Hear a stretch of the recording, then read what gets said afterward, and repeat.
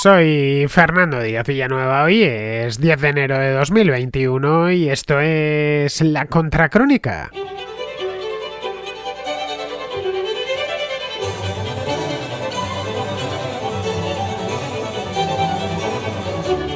Bienvenidos a la Contrarréplica, el espacio de los domingos dentro de la Contracrónica, el espacio en el que tratamos temas interesantes y de fondo. Ya sabéis que el resto de la semana, las contrarréplicas del resto de la semana las dedicamos más a la actualidad. Hoy traemos unos cuantos temas muy interesantes, muy de debate general, que como bien sabéis pueden valer para hoy, que es 10 de enero, pero pueden valer también para el 10 de junio o para el 10 de octubre. Esta es la ventaja de estas contrarréplicas de los domingos, se pueden oír en cualquier momento, en cualquier día del año, son válidas porque los asuntillos que nos traen los contraescuchas son siempre de interés de actualidad. Dentro de 50 o 60 años pues no les parecerán que estamos hablando de asuntos que ni les van ni les vienen. Bueno, quién sabe, que hay algunos hay temas, como bien sabemos, que llevamos con ellos 80 años y no terminamos de abandonarlos. Pero bueno, son temas de actualidad los de hoy, tal y como podéis ver en la descripción del programa. Bien, si queréis participar tanto en la de lunes a jueves como en esta de los domingos, no tenéis más que enviar vuestra nota de voz al siguiente número de WhatsApp, el 690 827909. La nota de voz tiene que durar entre 1 y 3 minutos aproximadamente y lo más importante, tiene que escucharse bien. Es decir, cuando vayáis a grabar la nota de voz os pido encarecidamente que os apartéis o haya silencio alrededor. Vamos, para que no se escuche mucho ruido de fondo, ni un serrucho, ni nada por el estilo, porque si no luego pues me es imposible pasar el mensaje y así os lo tengo que decir en alguna ocasión. Bien, pues dicho esto, creo que no se me ha olvidado nada, el número, la duración y la calidad. La calidad de los micrófonos de los teléfonos es muy buena, mucho más de lo que pensamos. De hecho, como podéis ver, aquí a hablar todos los días en la contra y en la contrahistoria también, cuando entra un contraescucha, a pesar de que no tiene un micrófono profesional delante, sino el de su teléfono, se le escucha bastante bien a poco que haya tomado las precauciones básicas de que a su alrededor haya silencio. Bien, pues con esto pasamos ya a la contrarréplica.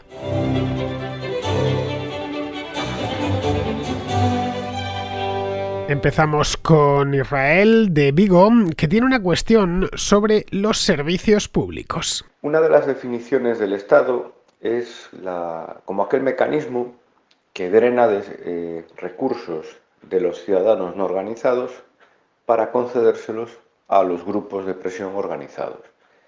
Un ejemplo son los servicios públicos, como pueda ser la recogida de basuras o, estando ahora de actualidad, los servicios de los aeropuertos, en los que grupos saben que pueden presionar a través de los usuarios a las administraciones o a las empresas y, bueno, pues te dan las vacaciones.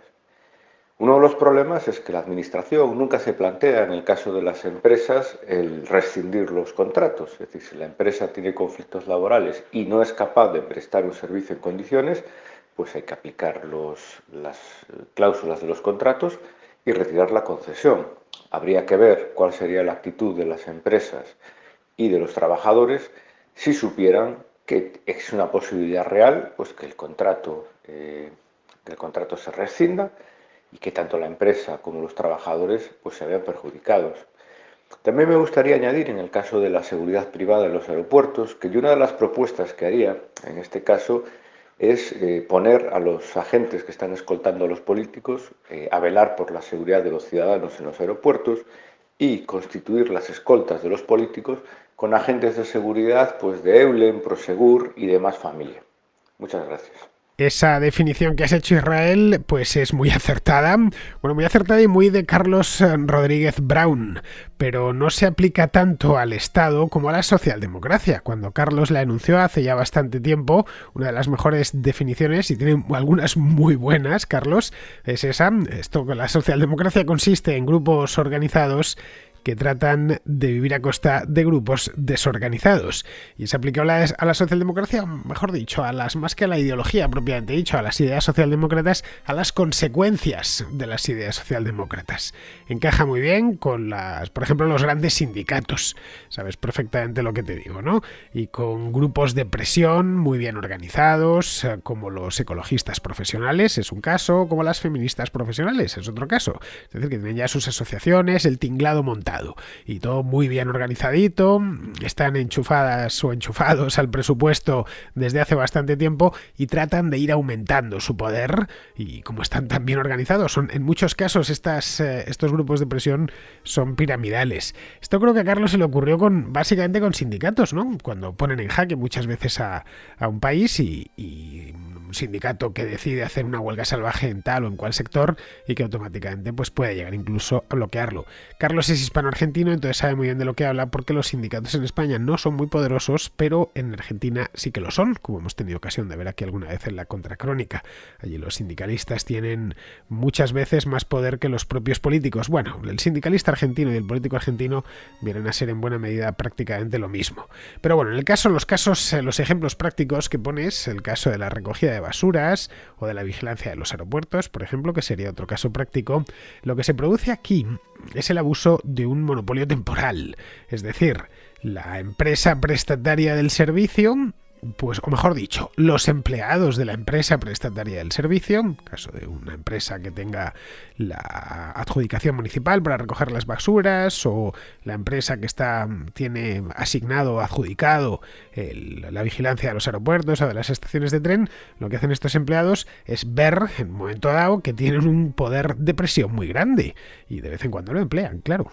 Basta con que no recojas la basura en una ciudad durante, no sé, 3 o 4 días y empieza a acumularse por la calle. Si además esa huelga la convocas en pleno mes de julio, pues empieza, bueno, el caso de Buenos Aires sería convocarla en pleno mes de enero, pero empieza a oler fatal por todas partes. Caso de las vigilantes de los aeropuertos, como pudimos ver en el aeropuerto de Barcelona hace no mucho tiempo, año y medio, una cosa así, pues paralizaron el aeropuerto porque se pusieron en huelga y eran simplemente los vigilantes, uno de los aeropuertos con más tráfico de España y de Europa, y además en plena temporada alta, durante el verano. Esto fue creo que en el verano de 2019. Bueno, pues ahí pudimos ver que unos pocos empleados de una contrata de AENA pues habían puesto en jaque a uno de los principales aeropuertos de Europa y eran simplemente un grupo pequeño de empleados. Bien, estas contratas, a fin de cuentas, podía ser Eulen, no podría ser Proseguro, cualquiera de ellas. Pues luego para recogida de basuras pues hay todas las que te puedas imaginar y unas cuantas más, casi en cada ayuntamiento tiene una distinta, aunque hay unos cuantos, digamos, jugadores que se encargan de esto, vamos, grandes empresas que se encargan de empujar en los concursos para conseguir contratas de recogida de basuras. Se han especializado en eso y la mayor parte de las veces pues la verdad es que lo hacen muy bien. En Madrid, por ejemplo, no sé qué empresa lo tienen, pero es muy raro ver basuras por la calle, lo recogen en tiempo y forma y además se encargan del reciclaje y de todas estas cosas y hacen un buen trabajo. Ostentan el monopolio temporal, es decir, la propia administración se lo puede quitar cuando creen oportuno. Bien, pues estas contratas con la administración, caso de los vigilantes de los aeropuertos es clarísimo, por lo general van muy apuradas con el presupuesto, porque si el concurso se ha hecho bien, es decir, se ha hecho en condiciones, que no ha sido algo a dedo, hecho de manera medio fraudulenta o fraudulenta del todo, lo que hacen estas empresas es que tienen que ofrecer mucho a cambio de poco. Es decir, para convencer al político que les va a adjudicar o para ganar el concurso vamos a vigilaros todos los aeropuertos de la red, pero además por, pues qué sé yo, un 20% menos que la competencia. Bueno, pues el político lo piensa y dice, bien, pues así me ahorraré algo de dinero y me lo podré gastar en otras cosas. En ningún momento piensa ese dinero devolvérselo al que lo ha pagado, es decir, al contribuyente. Pero bueno, que deciden que, o el caso de las basuras también, me lo hace un poquitín más barato. Esto a muchas empresas les lleva a apurar al máximo los costes, todo lo que pueden. Y los primeros en notarlo son, por regla general, los empleados, que además a menudo, conforme la contrata ya empieza a funcionar, empiezan a trabajar junto a o empleados públicos o, porque muchas veces son empresas públicas, el caso de Renfe, por ejemplo, o funcionarios cuyas condiciones laborales son mucho mejores que las suyas. Claro, están ahí un día tras otro, el roce, etcétera, se conocen, no dejan de ser compañeros de trabajo, se comparan y claro, no hay color. De ahí que de vez en cuando se pongan en huelga. Esto es inevitable. La recuerdo hace, no me acuerdo, 2 o 3 años, una cosa así, que se pusieron en huelga los de las cafeterías de los trenes de Renfe. Fue una huelga muy sonada porque, claro, no dejan de estar circulando trenes por el país durante todo el día y al que más y al que menos pues le pilló aquella huelga. A mí me pilló en el tren. De hecho, lo sabía antes de embarcar y por pura iba a Málaga, recuerdo, y pero eso no es muy largo, son 2 horas y media en el AVE, pero me pasé por la cafetería pensando que quizá estaban de servicios mínimos, y estaban de servicios mínimos, había algo de cola, ya me esperé para tomar el café y pregunté a la camarera, que estaba la única que había, claro, no estaba de servicios mínimos, y me explicó su caso. Y me dijo, pues eso, que ganaba un poco en comparación con los de Renfe, que trabajaba mucho, que le echaba muchas horas, que tenía además que estar por toda España, de la Ceca a la Meca, bueno, de la Ceca a la Meca, de Cádiz a Barcelona, de aquí para allá, y la entendí, y además empaticé bastante con ella, porque digo, pues sí, es verdad, tienes razón. Claro, tiene razón si se comparaba con los empleados de Renfe, con sus compañeros de trabajo. Renfe es una empresa pública con nóminas altas, por regla general, en muchos casos altísimas, porque tiene empleados muy antiguos, que llevan 30 o 40 años dentro de la empresa, y sobre todo, y esto cualquiera que conozca a alguien que trabaja en Renfe lo sabe bien, tienen condiciones laborales más benignas que los de las contratas, como esta chica de la cafetería, ¿no?, que conocí. Así que aquí yo, sinceramente, Israel, veo difícil arreglo mientras el Estado pague también a sus propios empleados.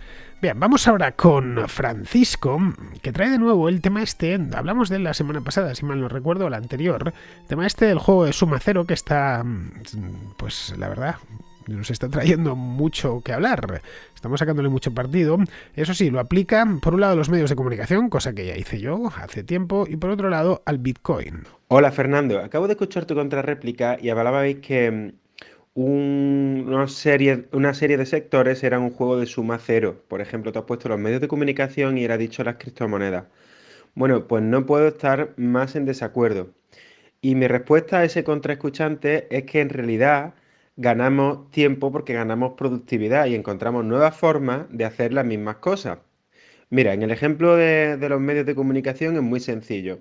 Sí, es verdad que si escuchas un programa de radio no puedes escuchar otro. Pero primera cosa, por ejemplo, hay aplicaciones que multiplican la velocidad del programa de radio y pueden escuchar más programas de radio en menos tiempo. Ya se ha roto el juego de suma cero. También es verdad que hay gente que puede ponerse los auriculares, puede ponerse cosas Bluetooth y que lo pueden escuchar en más sitios. Luego, por lo tanto, ya se rompe el juego de suma cero. Estás aumentando el tiempo sin perjudicar a nadie. Es decir, los avances tecnológicos funcionan muy bien. También con los medios de comunicación, si trabajamos menos horas o conseguimos ser más productivos, pues podemos ponernos un programa de radio de fondo o podemos ver una serie o podemos ver más series. Así que no es un juego de suma cero en los medios de comunicación, desde luego. En el tema de las criptomonedas, pues ocurre exactamente lo mismo. Más gente puede tener acceso a las criptomonedas. Hay gente que no viene de comprar y vender criptomonedas, sino que, por ejemplo, las mina. Y además el mercado de criptomonedas crece. Si solo te centras en una criptomoneda, a lo mejor sí que es un juego semi de suma cero, porque también recordemos que tienen reglas de emisión. Entonces eso hace que no sea un juego de suma cero. Bueno, no es muy importante, pero era una reflexión que tuve gracias a esa contraaportación de tu contrarréplica. Venga, un saludo. Pues no, Francisco, me has hecho una mala comparación con lo de los medios de comunicación. A ver, si tú escuchas, por ejemplo, la contracrónica, y me consta que hay gente que lo hace, que escucha el programa a doble velocidad, que debo parecer yo hablando, pues a toda velocidad, ¿no? Bien, lo que haces es que a doble velocidad, un programa de media hora, pues dura 15 minutos. Lo que haces es ahorrar algo de tiempo, nada más. Es decir, haces la escucha algo más eficiente, pero también de peor calidad, porque a nadie le gusta escuchar, es como escuchar música. Voy a escucharme la novena de Beethoven. Pues en lugar de tener que aguantar ahí 40 o 50 minutos de sinfonía, pues lo hago en 25. Ya, pero no es exactamente lo mismo. Pues pasa algo similar cuando escuchas un programa de radio a doble velocidad, pero si lo que quieres es información y no recrearte con el audio, pues te vale. Pero aún así no puedes escuchar dos programas, es decir, no puedes escuchar la contracrónica a doble, a triple o a cuádruple velocidad, si es que es posible. Vamos, si a cuádruple velocidad se me entiende, que lo dudo, solo puedes escuchar uno. Bueno, a no ser que tengas una capacidad prodigiosa, seas una especie de superdotado auditivo y seas capaz de escuchar un programa por cada oído. Bueno, y en ese caso solo podrías escuchar dos, porque nada más tenemos dos oídos. Respecto al caso de las películas, bueno, no puedes, realmente podrías ponerte en un ordenador, da doble pantalla, en un lado te pones Netflix y en el otro HBO. Pero claro, yo veo complicado estar a 2 capítulos de 2 series o a 2 películas a la vez. Bueno, pero lo he conseguido verme las 2 seguidas. Bien, si eres, ya digo, un superdotado, en este caso un superdotado visual, pues quizás sea posible, pero no podrás ver más de 2. En este negocio en el que yo me dedico, lo más difícil del mundo es captar la atención. Porque el día tiene 24 horas y somos muchos los que hacemos contenido. Y 24 horas para todos, para vosotros y para mí. Y claro, las 24 horas no estás enchufado a la televisión o a la radio. De esas 24 horas solo puedes emplear unas pocas en seguir medios de comunicación. Yo cuando me levanto por la mañana y leo un periódico y no otro, pues no hay más. O leo 5 periódicos y no leo otros 5. Y te digo que leo bastante deprisa porque me paso el día haciéndolo. Pero vamos, es limitado, es pura suma cero. Si un día he leído el Wall Street Journal, El País, El Mundo y el ABC, pues ya he dejado de leer otros, porque a lo mejor le he adjudicado la lectura de prensa 3 horas y es lo que me ha dado tiempo a leer. Luego, respecto a las criptomonedas, ahí sí que tienes razón. A ver, está claro, la oferta de Bitcoin, por ejemplo, pues crece lentamente, eso sí, como bien sabes. Bueno, un poco como sucede con el oro. En este aspecto es bastante parecido. También sucede lo mismo con la plata, aunque la plata, el stock de plata crece más rápido porque es más abundante. Pero claro, como lo hace lentamente, en algunos casos muy lentamente, y si miramos, por ejemplo, la oferta de oro a lo largo de la historia, en algunas épocas ha sido con una lentitud exasperante. Luego también es verdad que ha compensado con el descubrimiento repentino de minas de oro, de minas de plata. El caso del descubrimiento de la mina de Potosí en Bolivia, lo que era el virreinato del Perú, y la de Zacatecas en México, hizo que la oferta de plata se disparase. Eso automáticamente hizo que se disparasen también los precios en Europa, ¿no? Porque había más plata disponible en el mercado. Y con las minas de oro pues sucede algo similar. Pero vamos, que va muy lentamente. Y con el Bitcoin, sabes que hay que minarlos y tal, y eso lleva un tiempo y un coste además. Así que como crecen lentamente, tanto la cantidad de oro como la de Bitcoins disponibles que hay, pues se crea la ilusión de que la cantidad es fija. Por lo que si yo me hago con una onza o me hago con un Bitcoin, pues tenemos la impresión de que otro se tiene que quedar sin él.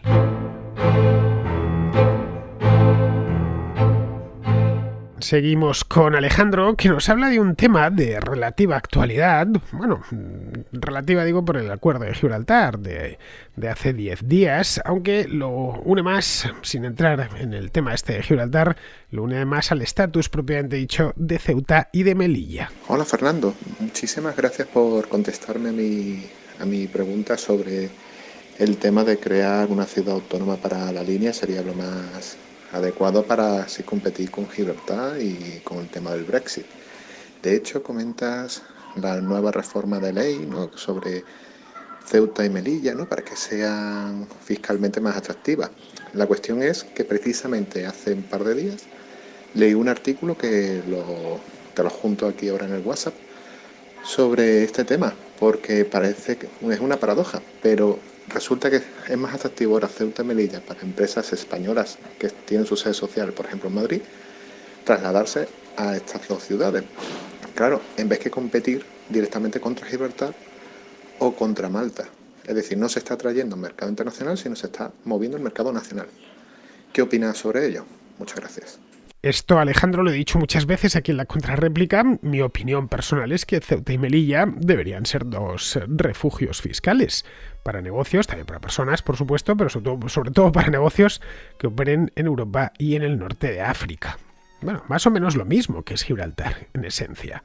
Que, bueno, en este caso además disponen de muchas ventajas. La principal es de espacio. Tanto Ceuta como Melilla disponen de más espacio físico, son más grandes, tienen campo, caray. En Ceuta y en Melilla poquito, eso sí es verdad, pero hay algo de campo. En el caso de Gibraltar no hay, está todo urbanizado. Todo lo que se puede urbanizar está urbanizado. Poco que vayas para allá lo verás. Lo que no está urbanizado es que no se puede urbanizar porque es una roca. Tienen un parque natural, los gibraltareños arriba, que le llaman parque natural, pero bueno, que no deja de ser un encinar, donde no veo yo que se pueda edificar realmente nada. Es básicamente suelo rocoso, y solo en uno de los lados, el que da a la bahía. El otro es una roca que cae de manera prácticamente vertical sobre el mar Mediterráneo. El caso de Ceuta y Melilla, no. Ceuta tiene una cantidad de campo considerable para ser una ciudad. Está la ciudad y después, hasta que llegas a la frontera con Marruecos, especialmente por la parte norte, pues recorres hasta unos bosquecillos. Bueno, en el caso de Melilla, en Ceuta no hay aeropuerto, bueno, no hay dónde hacerlo, pero es más montañoso.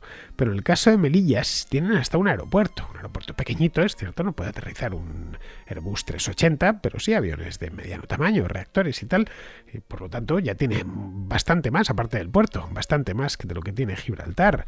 Luego, tienen población más que de sobra y atraerían más. Es decir, de hecho atraerían el tipo de población que les interesa, que es población cualificada de España y de otros países de Europa.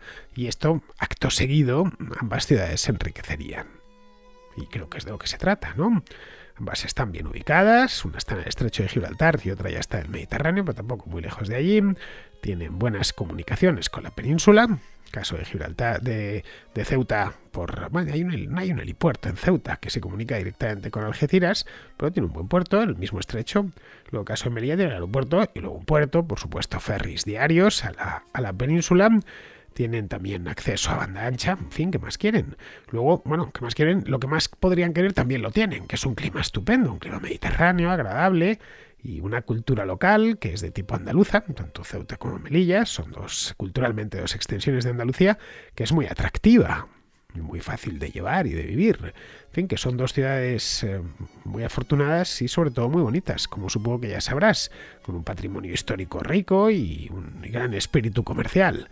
Pero pues en eso mismo deberían estar los gobiernos autónomos de Ceuta y de Melilla, en esto que te estoy diciendo. Bueno, y si me apuras, estoy yendo un poco más lejos, también los cabildos insulares de las Islas Canarias, especialmente de las islas pequeñas, tipo El Hierro, La Gomera, el Lanzarote y tal, para atraer población y riqueza. El caso de Lanzarote tiene una gran industria turística y la isla es algo más grande, pero El Hierro y La Gomera son francamente pequeñas. Pues en eso mismo. Además, eso sería una ventaja añadida, porque serían muchas y se pondrían a competir entre ellas. Y quienes ganarían al final serían los individuos y las empresas. ¿Quiénes perderían? Pues perderían los políticos. Pero eso es una cosa muy buena. Cuando no hay dinero para hacer política es que las cosas marchan bien. Porque hacer política, plantéatelo. ¿En qué consiste hacer política? Vamos a reducirlo a su esencia. Bien, en esencia, hacer política es que un tipo relamido y mentiroso, que eso son el 99% de los políticos, se gaste nuestro dinero en cosas que le interesan a él y a su clientela, no a los propietarios del dinero, es decir, a nosotros mismos. Así que si me están escuchando en Ceuta o en Melilla, entiendo que habrá algún contraescucha, pues ahí se lo dejo la idea, menos quejarse, cosa que hacen bastante a menudo, y más exigir que ambas ciudades puedan fijar sus propios impuestos. Algo tan elemental, creo que es que no habría ni que pedirlo. Pero bueno, hay que pedirlo, ya sé que es elemental y tal, pero hay que pedirlo y además pedirlo muchas veces. Es decir, dejadnos en paz, que podamos nosotros poner nuestros propios impuestos, que estamos en unas circunstancias peculiares, geográficas, humanas, etcétera, y quienes mejores nos organizamos somos nosotros mismos. Bien, vamos ahora con Juan Ignacio, que está en Suiza y que pregunta si es oportuno en estos momentos volver a España. Entonces, le voy a hacer una pregunta, a ver usted cómo ve aquí la situación. Actualmente estábamos pensando yo y mi mujer en regresar a España, pero visto cómo está la política nacional, pues y la crisis que se avecina, porque esa se huele ya, pues nos estamos echando un poquito para atrás. Aunque tengo que decirle que yo tengo aprobada la mitad de una oposición para la empresa municipal de transportes en un puesto técnico, o sea que más o menos tendría un sueldo decente para lo que se paga en España, vamos a poner así, pero no sé, no las tengo todas conmigo. Tengo así un poquito de resquemor, angustia, no sé cómo comentarle por todo este tema, ¿no? Y entonces mi pregunta es clara. ¿Usted cómo ve la situación política? Usted que está allí, que está metido es una persona que se la ve que está interesada por este tema. ¿Cómo ve usted la política en España en los próximos 3 o 4 años y sobre todo cómo ve el tema económico? Que por supuesto va a ser una catástrofe, todo lo que gobierna la izquierda. Bueno, Juan Ignacio, no sé en qué parte de Suiza vivirás. El país no es que sea muy grande, pero ya sabes que es muy variado. Tiene 26 cantones, Normalmente se piensa que Suiza es los Alpes y ya está. No. Tiene una zona más o menos, no digo llana, pero más o menos llana, que es la Mittelland. Está al norte de los Alpes. El macizo alpino, que es un arco, que es bastante grande, atraviesa Suiza, pero el centro y el sur de Suiza. La parte norte ya queda en el valle del Rin. De hecho, Suiza es ribereña con el lago de Constanza y las Rheinfalls, las cataratas del Rin, están en la propia Suiza. No quiero decir que sea un plato, pero que es una zona más asequible desde el punto de vista montañoso.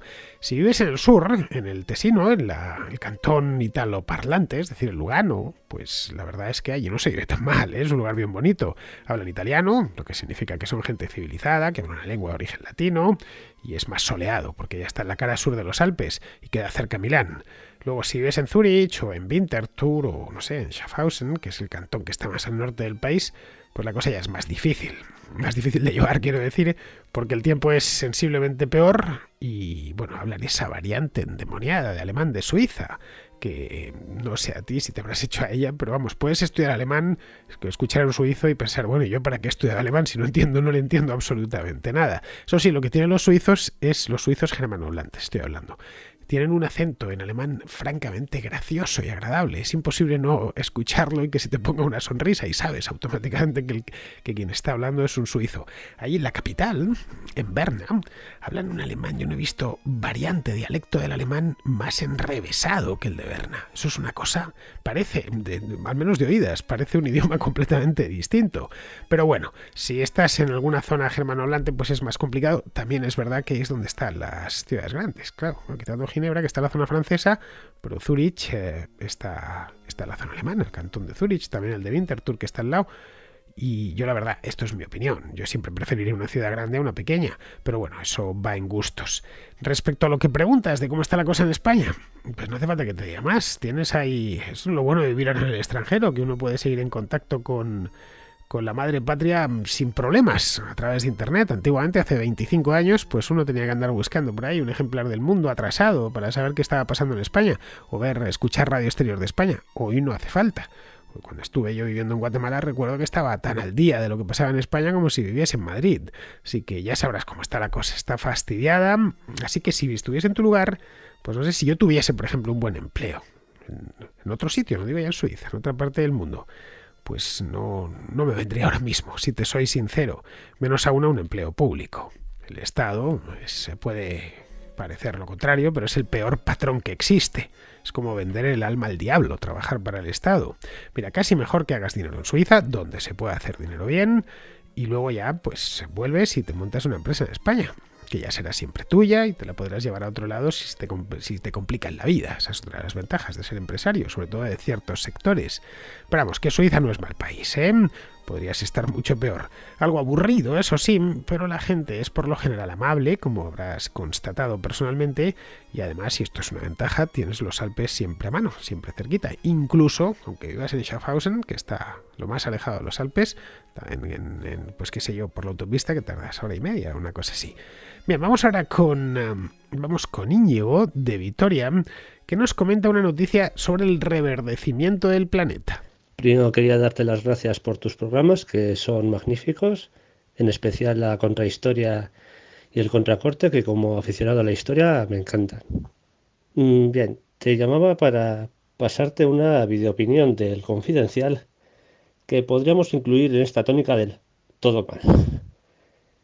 Dice: el planeta es cada vez más verde, pero no es tan buena noticia. Básicamente dice que el que la agricultura sea cada vez más intensiva y que crezcan los bosques boreales es malo, porque sí.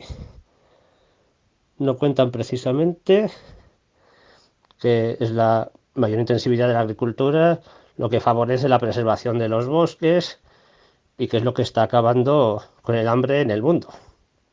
En fin, espero tu valoración y hasta la próxima. La noticia que me pasa, Íñigo, se condensa en un vídeo hecho por el Confidencial. De hecho, esto que me pasa es esencialmente un vídeo en el que le han puesto una morcillita de texto minúscula. Os leo la morcillita, no os voy a poner el vídeo, obviamente, pero pone: un estudio de la NASA ha revelado que tenemos un planeta más verde que hace 20 años. Aunque podríamos pensar que tenemos un planeta más deforestado, este estudio ha señalado que el incremento de plantas y árboles de hoja verde de los últimos años ha sido exponencial hasta alcanzar el equivalente a todos los bosques amazónicos. Y ya debajo, punto y aparte, espacio, pero esto no es necesariamente bueno. Te explicamos por qué. Entonces, la parte de arriba te explican en el vídeo. Es un vídeo cortito, dura poco más de 3 minutos, 3 minutos 21 segundos. Y bien, empieza explicando de una manera con buenas imágenes, bien locutado, una cosa profesional, que explica cómo cada vez hay más superficie forestal y más vegetación en general. Y bien, esto parte, como te digo, esta noticia de la propia NASA, que viene a decir que desde hace 20 años la Tierra, esto se ve desde los satélites, vamos, se ha reverdecido. El incremento de vegetación en este periodo, como he dicho antes, es equivalente a unos 3 millones de kilómetros cuadrados, es decir, más que en el año 2000, aproximadamente lo que es el Amazonas. Ya a partir de ahí, el autor del vídeo, que no sé si aparece, no aparece el nombre, aquí sí, Eto Rico y el otro es Uncal, son 2 redactores. Pero a partir de ahí empiezan ya con la letanía pesimista, de que aunque parezca bueno, porque claro que te digan que ha crecido la superficie de la Tierra, el equivalente al Amazonas en 20 años, que es poco tiempo, la superficie verde o la vegetación, parece bueno, pues te vienen a decir que no. ¿Por qué? Pues porque parte de ese incremento de vegetación se debe a la agricultura intensiva en China y la India. Bien. Ambos países, como bien sabemos, necesitan esos cultivos que se han hecho muchísimo más eficientes, y también lo cuentan en el vídeo, para comer. Aunque claro, no sé si a estos 2 redactores del Confidencial, pues lo que les parece es que mejor casi que los chinos y los indios no coman menos, ¿no? Pasen hambre, vamos. Total, como ellos son españoles, pues ellos no van a necesitar ajustarse el cinturón. Pues es un win-win, ¿no? Me quedo yo a gusto diciendo que esto es malo y además a mí no me va a tocar hacer el sacrificio. Pero claro, ese incremento de China y la India supone solo el 30% de esos 3 millones de kilómetros cuadrados. El 70% restante de este reverdecimiento global se da en el hemisferio norte, cerca de los polos concretamente. Estoy siguiendo el guión del vídeo, no estoy aportando nada de mi cosecha. Y eso, para los 2 autores del reportaje, pues también está mal. ¿Por qué? Porque cuentan que son bosques naturales que han ido creciendo de manera espontánea, que crecen donde antes había un desierto helado, es decir, donde antes había pues glaciares y no sé, tundra, es decir, esos lugares del extremo norte del mundo donde no crece nada, ¿no? Muy poquitas cosas. Bien, esos bosques, y esto ya es aporte mío, retienen CO2, como lo retiene la taiga, y oxigenan el planeta. Aquí hay una cosa que se suele desconocer, pero el pulmón de la Tierra no es el Amazonas, sino la taiga siberiana.